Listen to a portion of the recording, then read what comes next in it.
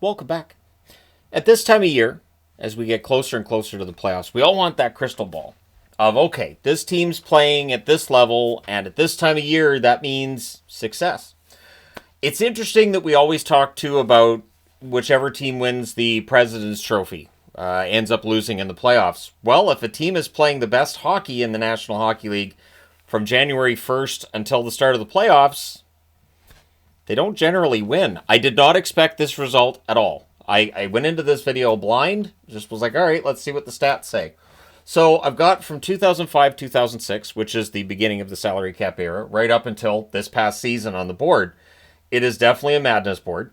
Back in 2005-2006, from January 1st until the end of the season, the Carolina Hurricanes, who won the Stanley Cup that year, had a .682 points percentage, 5th overall in the National Hockey League.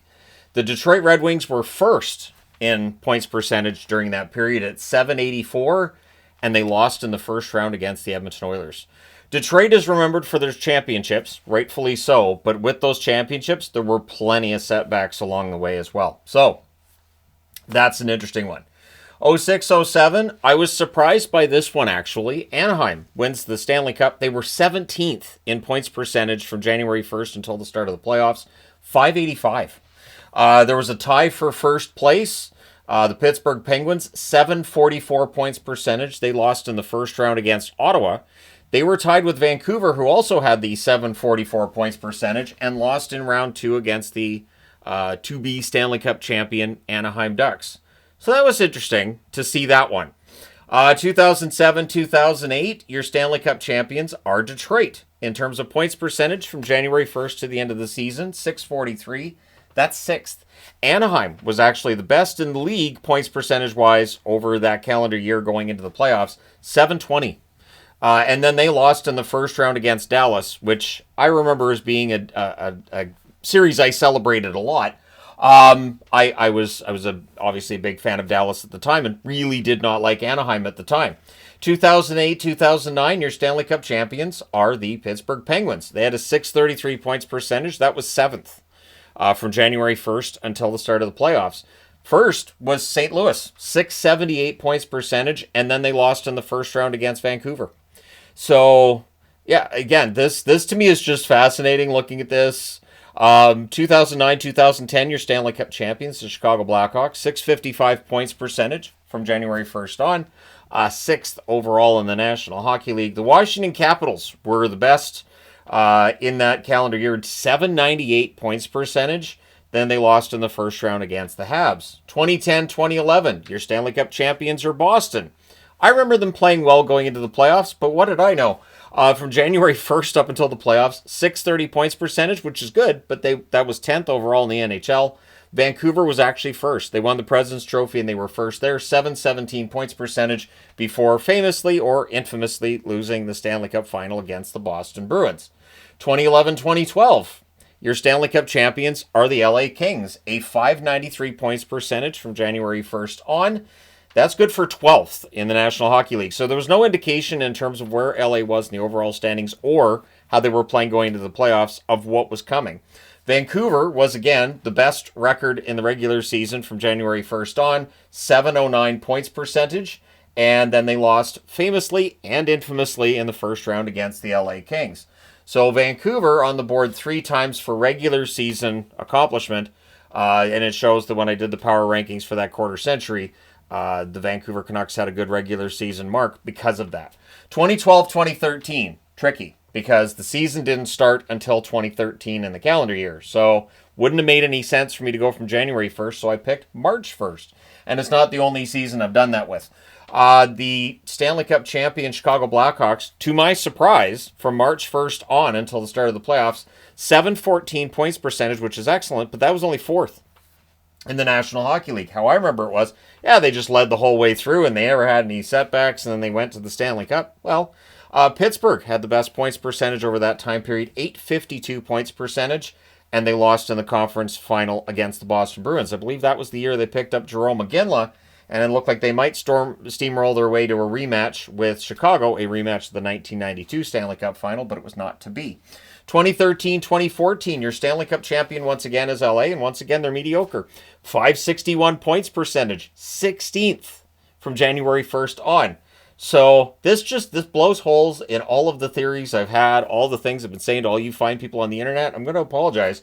Boston was first in points percentage from January 1st going forward. Not the last time we're going to talk about Boston.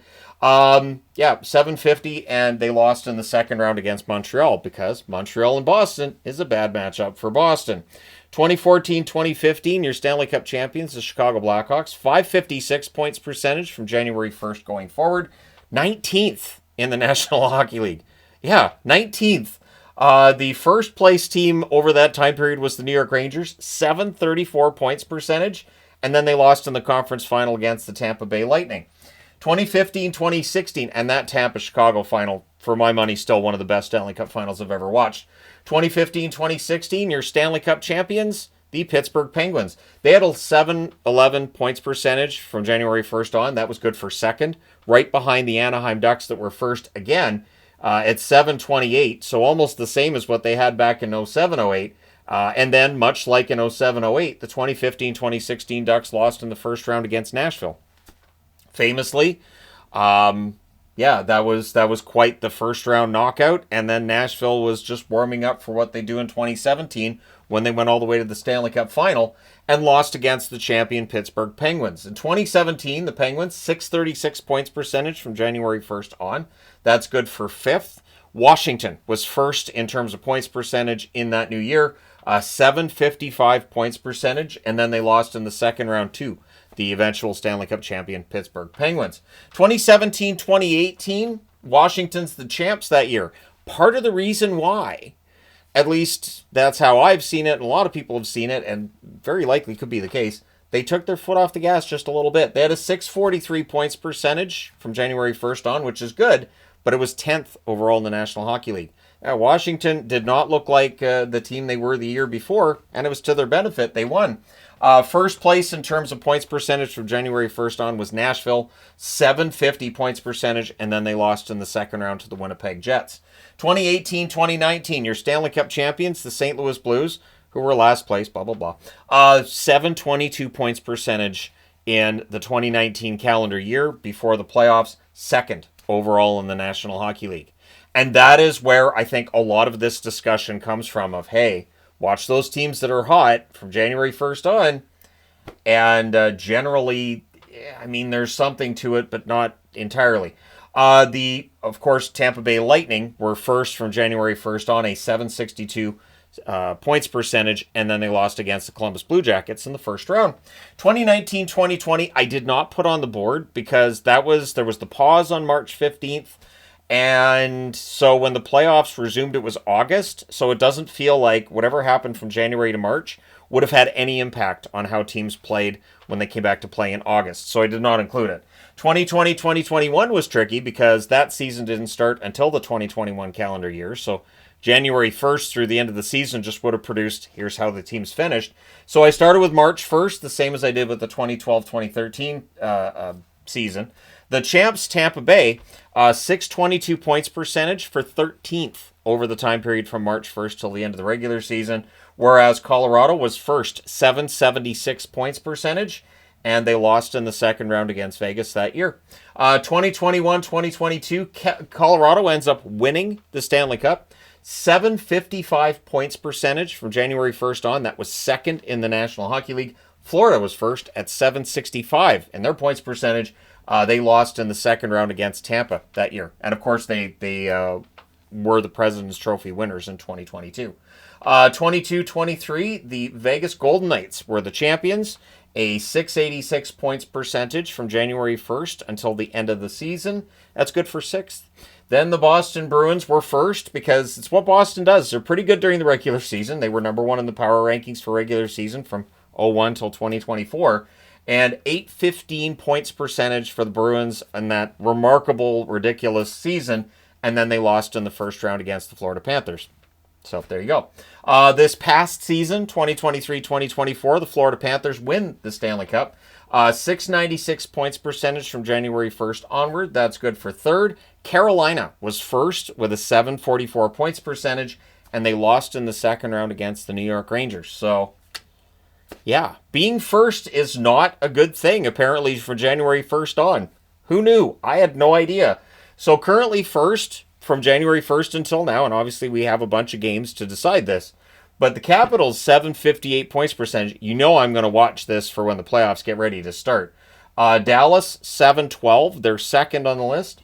Winnipeg at 703 is actually third in points percentage. Carolina, 667. That's fourth. Colorado, 652.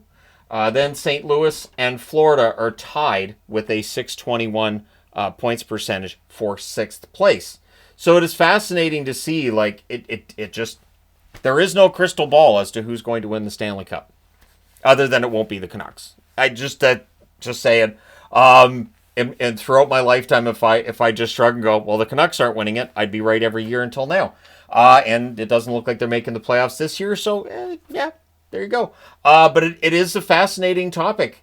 And now I'm going to have to just take that whole, hey, they've been the best team in this calendar year, so look out in the playoffs, and go, hey, they've been the best team in this calendar year.